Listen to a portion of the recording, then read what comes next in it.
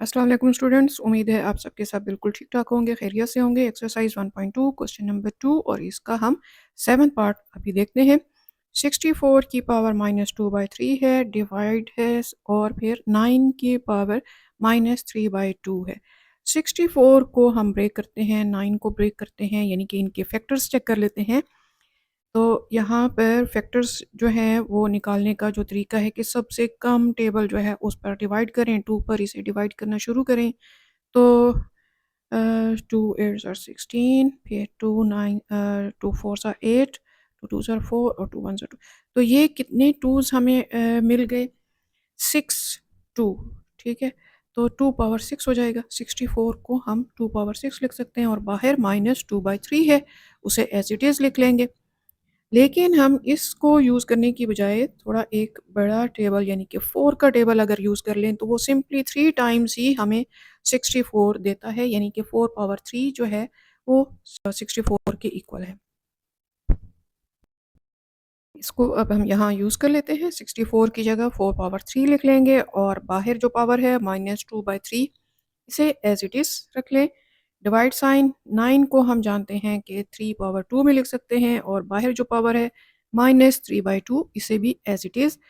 अब ये जो डिवाइड साइन है इसे यूज़ करते हैं। 4 पावर 3 और -2/3, अच्छा ये यहाँ पर कैंसिल हो सकते हैं। 3 और 2/3 ये यहाँ पर आपस में देखिए सेम बेस हो और 2 पावर्स हों, यानी कि 3 भी है और -2/3 भी है, तो हम जानते हैं कि सेम बेस की दोनों पावर्स आपस में दरअसल मल्टीप्लाई होती हैं।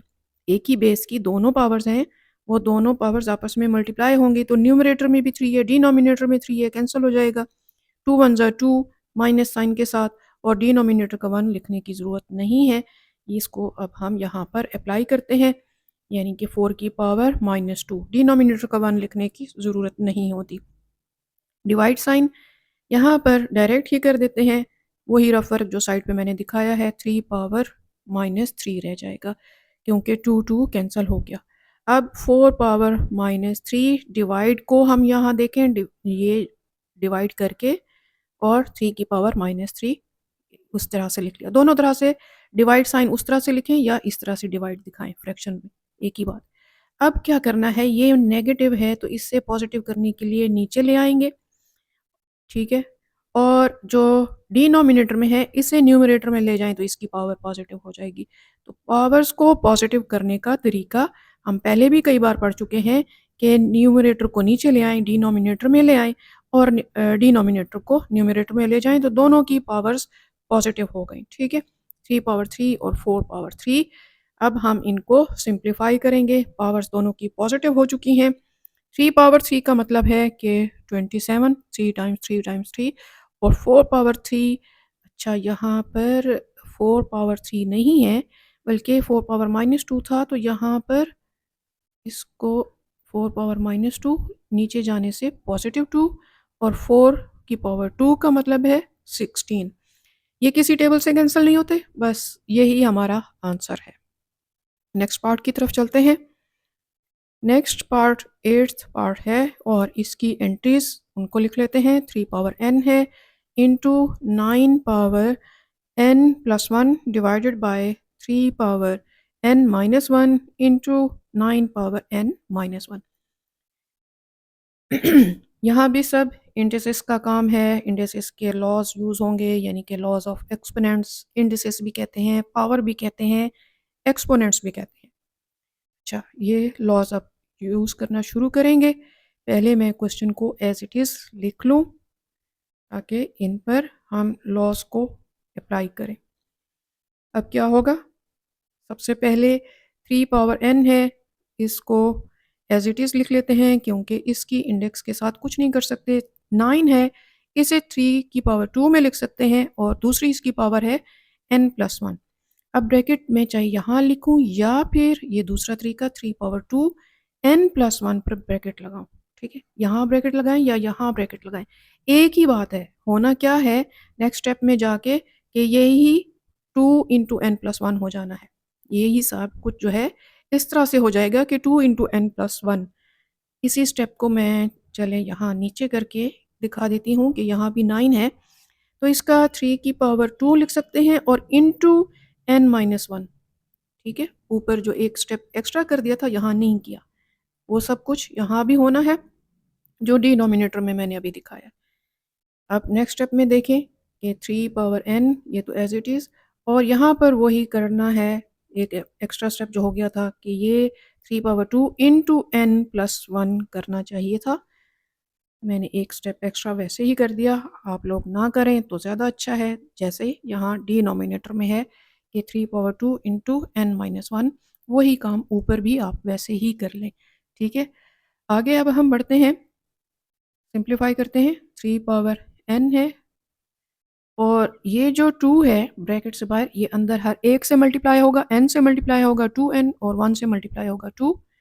इसी तरह 3n-1 वैसे ही, और यहाँ पर 3 पावर 2n-2। ठीक है, 2 अंदर ब्रैकेट में सबसे मल्टीप्लाई हुआ है। आगे नेक्स्ट पेज पे चलते हैं और जो कुछ था वो सब कुछ वैसे ही लिखकर आगे अब हम इसे सिंप्लीफाई कर लेते हैं। 3 power n into 3 power 2n+2 इसे एज इट इज़ रख के 3 पावर n-1 जो है इसको हम ब्रेक कर लेते हैं। 3 पावर n इंटू 3 पावर -1 लिख सकते हैं और इंटू 3 पावर 2n-2 इसको भी एज इट इज़ लिख लेते हैं। अब ये देखिए 3 पावर n ऊपर भी है नीचे भी, ये दोनों कैंसिल हो जाएंगे और हमारे पास न्यूमरेटर में रह जाएगा 3 पावर 2n+2, डिनोमिनेटर में 3 power -1 into 3 power 2n-2।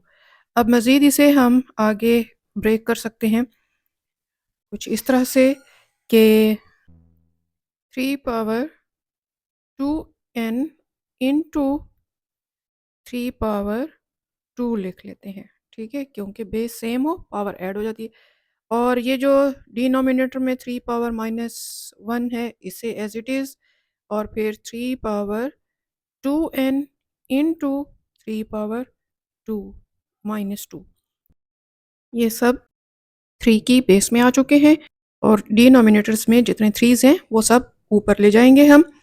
Next step में हम ये लिख लेते हैं 3 पावर 2n इंटू 3 पावर 2, और ये 3 पावर -1 ऊपर आएगा तो 3 पावर +1 हो जाएगा, डिनोमिनेटर से ऊपर आया है। ये जो है 3 पावर 2n ये नेगेटिव हो जाएगा -2n, और 3 पावर -2 है ये +2 हो जाएगा। ठीक है, सब बेस 3 में आ चुके हैं तो पावर्स ऐड हो जाएंगी, एक ही बार बेस लिखकर पावर सब आपस में हम ऐड कर रहे हैं। 2n+2 +1 -2n और +2, 2n और 2n अपोजिट साइन की वजह से कैंसिल हो जाएंगे और यहाँ पर 3 की पावर में हमारे पास रह जाएगा 2 + 1 + 2, 3 पावर 5 रह जाएगा। 3 पावर 5 इसे हम कैलकुलेट करें तो ये 243 के इक्वल है, या मैनुअली अगर आप करें तो 3 × 3 × 3 × 3 इन सबको आपस में मल्टीप्लाई करें मैनुअली तो हमारे पास जो रिज़ल्ट है वो यही, ये इन सबको मल्टीप्लाई करने से 243 हमें मिलेगा। चाहे तो कैलकुलेटर से कर लें चाहे मैनुअली कर लें, और यही आंसर है। वीडियो आगे शेयर कर दीजिए ताकि बाकी स्टूडेंट्स का भी फ़ायदा हो।